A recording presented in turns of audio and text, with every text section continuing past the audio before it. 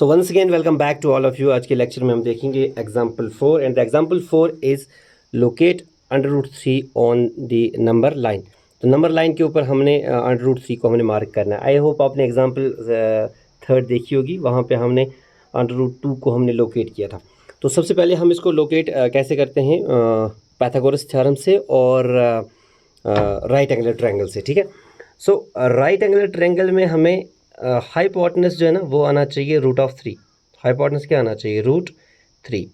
उसके लिए हमें बेस क्या होना चाहिए? बेस होना चाहिए हमें √2 और परपेंडिकुलर हमारे पास होना चाहिए 1। अब आप बोलोगे सर क्यों होना चाहिए? देखो, हाइपोटेनस क्यों हम √3 लेते हैं वो आपने एग्जाम्पल 3 में देख लिया कि हाइपोटेनस हम √2 क्यों ले रहे थे। बाद में हम हाइपोटेनस की हम लेंथ को हम मेजर करके फिर 0 पे रख के फिर हम नंबर लाइन के ऊपर ड्रा कर देते हैं। इसी तरीके से हाइपोटेनस की लेंथ को हम यहाँ पे भी मेजर करके और फिर 0 पे रख के फिर हम नंबर लाइन के ऊपर √3 हम मार्क करेंगे। बट यहाँ पे हमें बेस √2 लेना है और परपेंडिकुलर हमें 1 लेना है, तब जाके हमारे पास हाइपोटेनस √3 आएगा। देखिए कैसे, हमारे पास जो पाइथागोरस थ्योरम है वो है hypotenuse square equal to base square plus perpendicular square.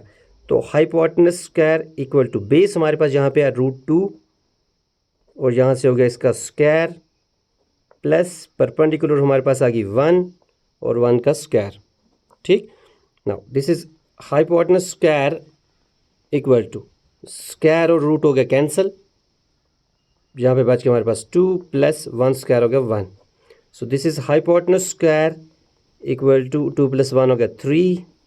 Hypotenuse equal to इस स्क्वायर के पहले यहाँ पे आ जाएगा √3।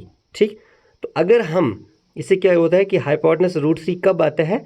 जब हम बेस √2 लेते हैं और परपेंडिकुलर हम √1 लेते हैं। लेकिन यहाँ पे हम डायरेक्टली हम नहीं देख पा रहे हैं कि √2 कहाँ पे है, तो हमें पहले √2 वाला जो हमने एग्जाम्पल 3 किया था वो हमें यहाँ पे करना पड़ेगा। उसके लिए हम क्या करते थे? √2 के लिए √2 को अगर हमें हाइपोटेनस चाहिए होता है तो हम बेस को 1 लेते हैं और परपेंडिकुलर भी हम 1 लेते हैं, जो हमने एग्जाम्पल 3 में सीखा। अब हम वही चीज़ यहाँ पे करेंगे, हम बेस लेंगे यहाँ पे 1 और परपेंडिकुलर भी हम लेंगे 1। यहाँ से हम बेस लेते हैं, दिस इज़ 1 और परपेंडिकुलर भी हमें लेना है 1।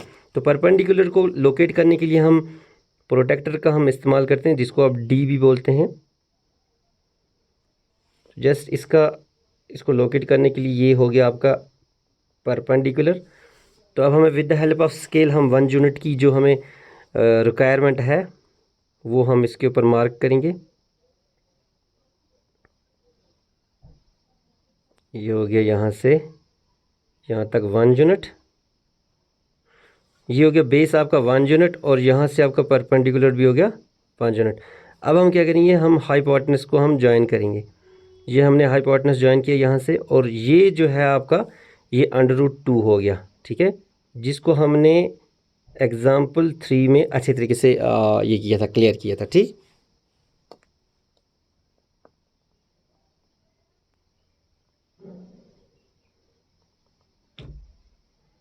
This is your √2। ओके, अब हमें क्या करना है? √3 के लिए, जैसा कि आपने अभी देखा, √3 के लिए हम लोग क्या कर रहे थे? हम बेस हमें क्या चाहिए था? √2 और परपेंडिकुलर हमें चाहिए था 1, तब जाके हमारे पास √3 बनता था।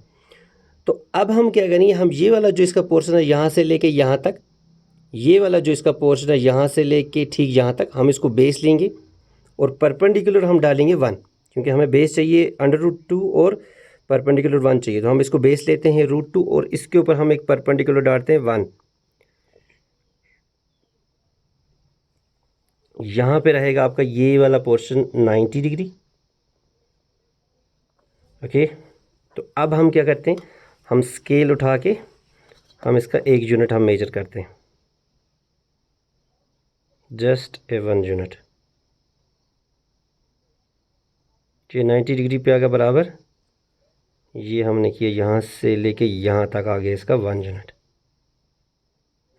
अब हम क्या करें? ये वाला आ गया 1 यूनिट। ठीक है, ये होगी बेस √2 और ये हो गया इसका परपेंडिकुलर 1। और जब बेस √2 होती है और परपेंडिकुलर 1 होता है तो हाइपोटेनस क्या हो जाता है? हाइपोटेनस हो जाता है √3।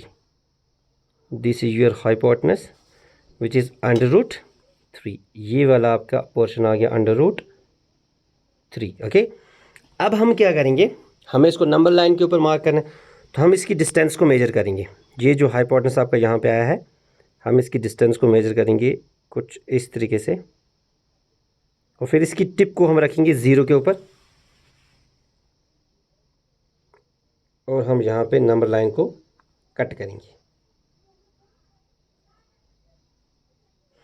और ये वाली जो पॉइंट है, ये वाला, ये जो नंबर लाइन के ऊपर है, ये हो गया आपका √3। ठीक है, ये वाला पॉइंट आपका हो गया √3। अब जैसे कि आप जानते हैं √2 का मैंने आपको ये बताया था कि उसका वैल्यू क्या है 1.4। ठीक है, √3 का जो वैल्यू है ना वो कुछ ऐसे है 1.73 समथिंग। ठीक, और अगर आप यहाँ पे देखते हैं, यहाँ पे हो गया 1.5, फिर 1.6 और यहाँ पे 1.7, ठीक बराबर यहीं पे आ रहा है ये। ठीक है, सो आई होप ये आपने अच्छे तरीके से अंडरस्टैंड किया होगा। This was all about the example 4, और नेक्स्ट लेक्चर में हम देखेंगे एक्सरसाइज के questions. Thanks for watching, have a nice day, bye bye.